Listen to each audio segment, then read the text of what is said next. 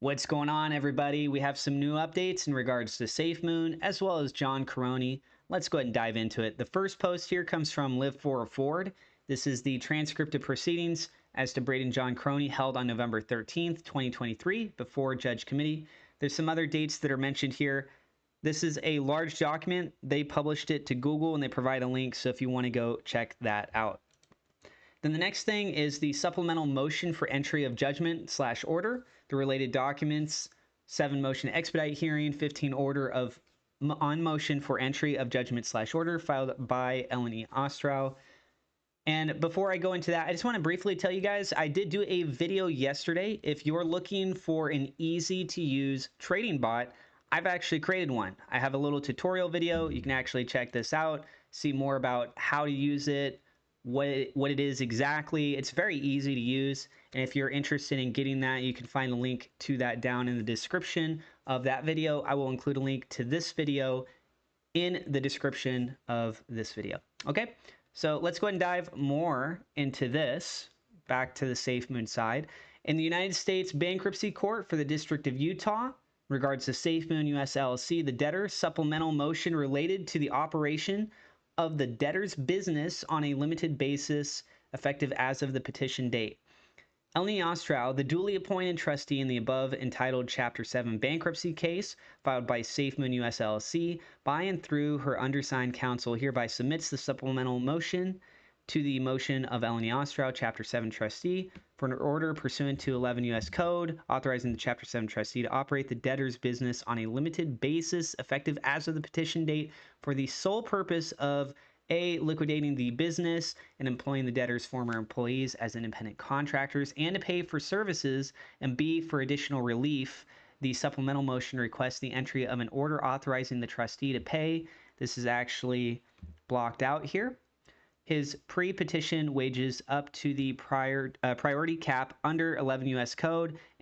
In support hereof, the trustee respectfully represents as follows the jurisdiction and venue. This court has jurisdiction to consider the application pursuant to 28 U.S. Code. This is a core proceeding.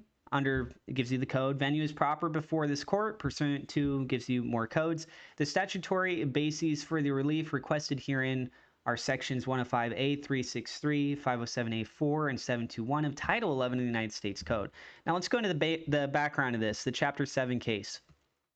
So on December 14th, 2023, also known as the petition date, the debtor filed a voluntary petition for relief under Chapter 7 of the Bankruptcy Code. The trustee is the duly qualified and acting Chapter 7 trustee in the bankruptcy case.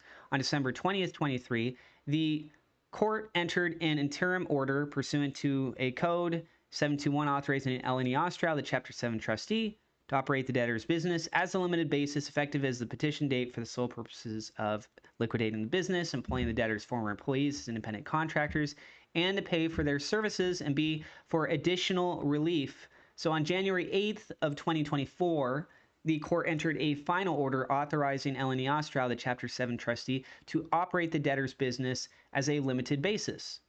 In the final order, the court provided the trustee with the authority to operate the debtor's business on a limited basis through March 15th, 2024.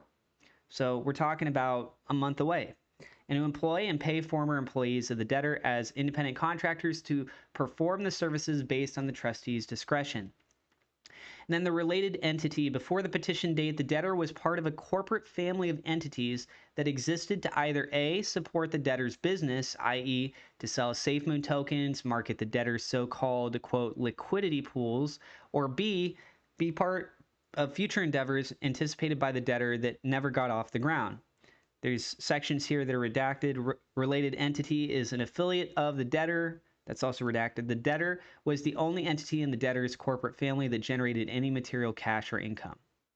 The related entity generated very limited funds through, it's redacted, not only were these funds limited, but the assets held by the related entity that generated this limited income also originated from funding by the debtor. Before the petition date, redacted, employee was an employee of the related entity. The debtor, however, paid employees' wages, as the debtor was the entity that had income and employees' services benefited the debtor. The employee is one of the longest serving employees of the related entity and has extensive knowledge about the debtor's assets. So relief requested. The final order provided authority to pay the priority claims under 11 U.S. Code of former employees of the debtor because technically employees did not work for the debtor. Although his work benefited the debtor, the trustee may not have received authority to pay employees' priority wage claim. Accordingly, by this supplemental motion, the trustee seeks authority to pay employee his pre-petition wages up to the priority cap under gives you the code. The trustee respectfully submits that the relief requested is designed to maximize the value of the debtor's assets and that it is fair and equitable under the circumstances of this case. Employee's support is critical to this case due to his knowledge of the debtor's business and assets. Without payment of his pre-petition priority claim, the trustee does not believe employee will continue to provide post-petition services to the trustee as an independent contractor, which would be detrimental to the debtor's estate. Notice of this supplemental motion has been given to the following parties, or in lieu thereof, to their counsel if known. The office of the United States Trustee, 2, counsel for the debtor, and 3, upon all parties who have requested notice pursuant to Rule 2002 of the Federal Rules of Bankruptcy Procedure. The trustee submits that, in light of the nature of the relief requested, no other or further notice need be given. So in conclusion, wherefore, for the reasons stated herein, the trustee respectfully requests that the court enter in order A, granting the relief requested in the supplemental motion, and B, such other and further relief as the court deems just and proper. Then we have that signed, dated February 14th, Jeffrey Goodman. Certificate of service. And then right here in the United States Bankruptcy Court for the District of Utah, order granting supplement to Eleni Ostral, the Chapter 7 trustee, to operate the debtor's business, limited basis, effective as of the petition date, for the sole purpose of liquidating the business, as we just mentioned earlier. So upon the supplement of Eleni Ostral, the duly appointed trustee in the above entitled Chapter 7 bankruptcy case filed by Safemoon, by and through her undersigned proposed counsel for entry of an order pursuant to sections, gives you the codes, the title of the United States Code, authorizing the trustee to pay, so we already went through this part, to consider the supplemental and the relief requested herein pursuant to the code, consideration of the supplement, the relief requested herein before a court proceeding pursuant to the code, and venue being proper before this court pursuant to codes, and due, there are many codes here, and due and sufficient notice of the supplement having been given under the particular circumstances, and it appearing that no other or further notice need be given, and it appearing that the relief requested by the supplement is in the best interests of the debtor, its estate, creditors, and other parties in interest, and after due deliberation thereon, in good and sufficient cause appearing therefore, it is hereby ordered, adjudged, and decreed that the supplement is granted.